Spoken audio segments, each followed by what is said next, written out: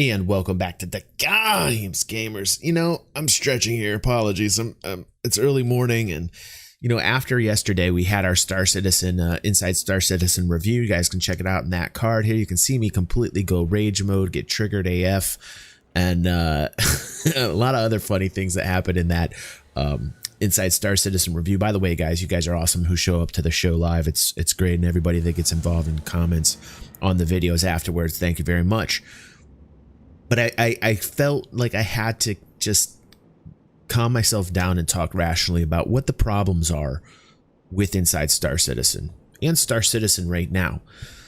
I can say this about the project in its current state, and this usually happens at the end of the year where people start to get a little bit angry. There's a cycle that ends up happening where the content starts to dry out towards the end of the year. I was talking with Cash, or at least had a small conversation with him on Twitter, and he's one of our subscribers here, and he said something that is, echoes throughout my mind when I talk about this, and that is the fact that towards the end of the year, we always have this kind of drought right before CitizenCon. Now, in the defense of SIG, and then we'll get into the attack, but let's start with the defense of SIG right now. All right, they've got Gamescom. They've got that just finished. They got the Aegis event coming up, and they've got CitizenCon back to back to back. And so they've got a lot of things that they're focusing on right now. But that doesn't mean that we should necessarily have a drought. And this goes back to management issues. We've got a company that has 5 locations with over 500 employees. And in my mind, that's more than enough people to make sure that people who are paying subscribers, those people that are the money, this subscriber money has been dedicated towards the Inside Star Citizen show, and it is lackluster. For the past couple shows, we have been very disappointed at what we're seeing, and perhaps there is a connection here between a loss of subscribers and a loss of subscriber money and what we're seeing with the show currently. Or perhaps it's an issue of Cloud Imperium being completely out of touch with its subscribers, with the people who are really putting in $10, $20 a month, those people who are very passionate about the game. Perhaps there is a disconnect with these people, and that's very disturbing. If you think about this, that means that, as far as how the employees go in Cloud Imperiums, there's a tranche, there's a tier system, there's a level system. You've got at the very base, you've got the people who are working as moderators within Spectrum. And then what they think is important or not important, they kind of do the grunt work. They dictate what gets shoveled up to people who are the devs, to Jared, etc. I would argue that there is a disconnect with the community and those that are modding the community and those that are responsible for the community and fostering its growth within Spectrum. Spectrum was something that I thought was a great idea that could make direct connections with people, but it is, I think, not managed correctly. I think they're doing a very bad job at making people feel like they're being heard, and that is very important.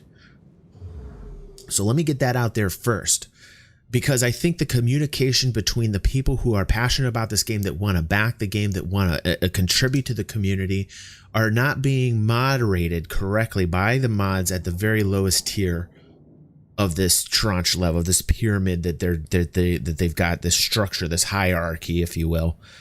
I know I say pyramid, people are going to get, people are going to be like, I can't believe you think this is a pyramid. You just had a video that said it isn't a scam. You guys take me out of context. I'm talking about how they're structuring the people within Cloud Imperium.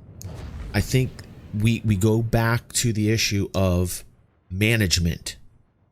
We go back to the financial, the fiscal side, what's happening as far as shall I say, game mechanics within Cloud Imperium games, like the actual structure of how they've got their departments set up.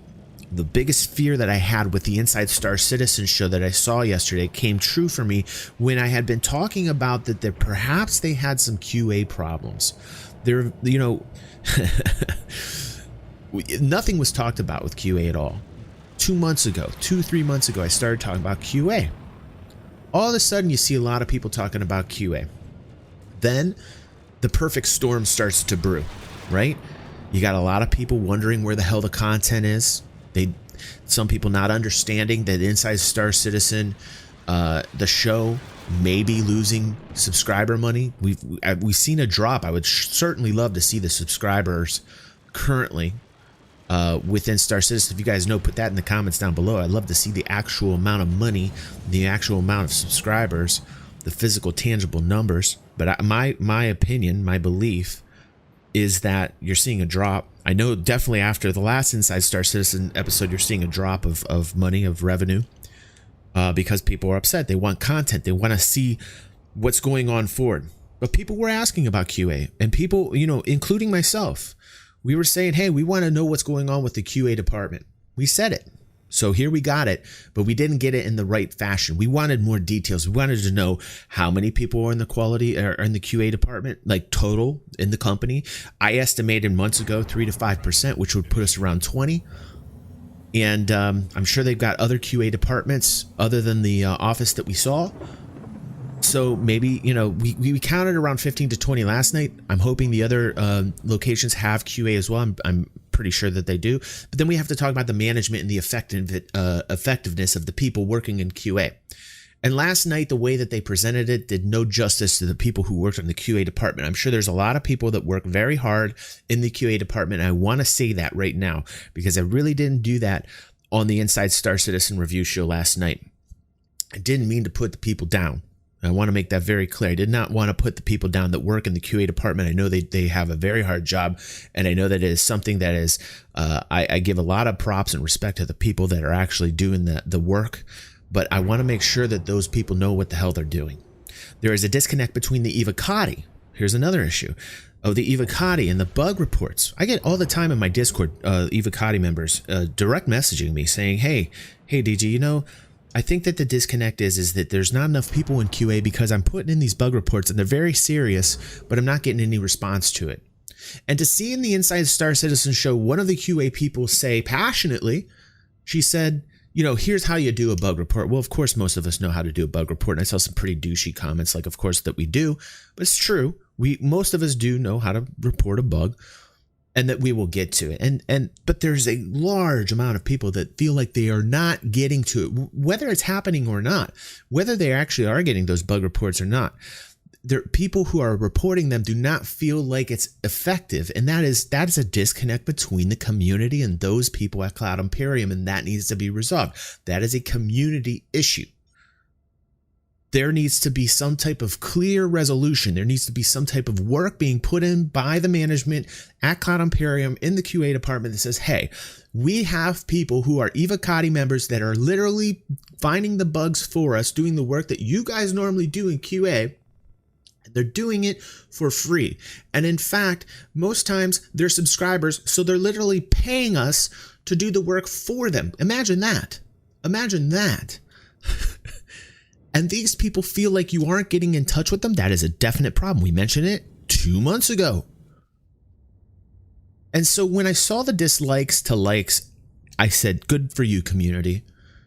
Good for you for actually speaking up here, because you had a lot of people that were not only not happy with the show, but knew what the fuck was going on. And that was, hey, we want to see better content. If you're going to show us QA, tell us the amount of employees that are working there. I really want to hear what QA's biggest problems are in the department. I want to hear what they have to say, not the scripted version that's being written for them, but I want to hear what they're dealing with on their day-to-day job routines, and what it is with the bug reports that they're having issues with, if they're having good experiences, bad experiences. And then I want to see what it is that they're working on. Explain to me what it is exactly that they're working on. That would have been a hell of a better show when it comes to the QA department. It would have been more representative of the hard work that those people put in day by day, and it would made me feel a lot better. But what I saw last night confirmed my fears. 2 fears. One, perhaps there's not enough quality assurance employees. And I've said that many, many times in the past, because these people are a step above Evocati. They're doing the work needed, and they're directly in the office with the devs, with Chris, saying these are the issues, and there's plenty of them. And by having a better QA department, we could clear up a lot of the bugs that we're having quicker. And the second problem is the effectiveness of the QA people that are working there and the management of those QA people. So, I just wanted to get these points out. I wanted to be very clear, a little bit more rational. Like, even now when I'm speaking about it, I'm starting to get triggered again, because you have a very dedicated community of people that want to see this project continue forward and have a good time. And last night was a very, very clear bump in the road. There was a disconnect between community and the game company as a whole. And I think this is the first time in a long time we've seen this. And we definitely need a show that is more detailed. I don't want the explanation of why Inside Star Citizen is not more detailed because that the follow-up live show on Friday gives us the details, because that to me is bullshit. The show itself is being paid by subscribers. Those subscribers that put their hard-earned money in real life should actually have a show that makes them feel like they're informed, and they shouldn't have to go to a leak site where a Star Citizen leaks Discord, like I do myself as a content creator, and get more news from those people than they do from the very people that they're paying. There is a definite disconnect here, and I think it has to do everything with how the community is being managed. Now, again, I know Jared is a good guy. I know he's trying as hard as he can. I personally, I think Jared has come a long way from where he has started. My opinion of him, I'm sure if he was listening to this, he could give two shits. But here's what I have to say, if he's listening now. If you are feeling that, Jared, perhaps the very reason that you're feeling that is the reason that there is a disconnect between you and those that are backing the game. Perhaps we need to listen more to the community, the people that back the game. It is primarily the number one most important aspect when you are a community manager to give at least the impression that you give a shit. And right now it feels like there are no shits given. None. And we have serious issues with that. There needs to be an explanation why there is a drought in content, not from people who are like myself, but from the source. They shouldn't have to come to me, Jared, to say, why is there such a content drought? And then have DG tell them why there is a content drought.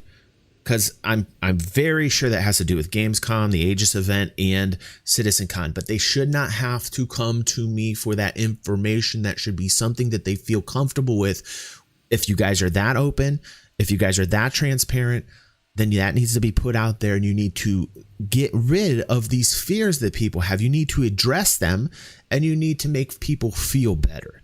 That is the number one task of the community department, of this social community department that Jared heads. And it needs to be addressed in a way that means something, that doesn't feel scripted. If Jared were to come out even and just say, hey guys, I know there's some issues. I don't want anything scripted. I want the truth. I want to see it raw, unedited. And I think a lot of other people do as well. And therefore, it is why I'm labeling this video Outside Star Citizen. And thank you, everybody, for continuing to be so involved with this community, to have these great talks, to know that we have so many different types of citizens in the games community, and those that are just, here for the games, which is great, and have showed us personally in the increase of the amount of patrons and people buying the merch and helping us financially move us along here. I'm really excited on where we're going. I'm going to start a vlog channel and vlog videos for those that are patrons. Once we hit our second goal, which we're halfway there, at the $200 mark, I'm going to start doing some vlogs specifically for our patrons. I think that'll be interesting. And we'll increase to 2 giveaways a day. And Saturday, I'll be releasing a giveaway that we're going to be having. So we're having a great time here. We've got the momentum. I love seeing you guys at the show. I love seeing you guys in the comments. Thanks so much for sharing all of the content here on the channel. I can't tell you how appreciative I am of you guys. You know I love you. Keep it up. Share the information. Get DG out there. Myself, speaking in third person, a little weird. I don't know why you'd want to share somebody who speaks in third person. So let me reiterate. Let me just rephrase that last statement. Please help me. Thanks everybody for watching this video, and I will see you on the next vid.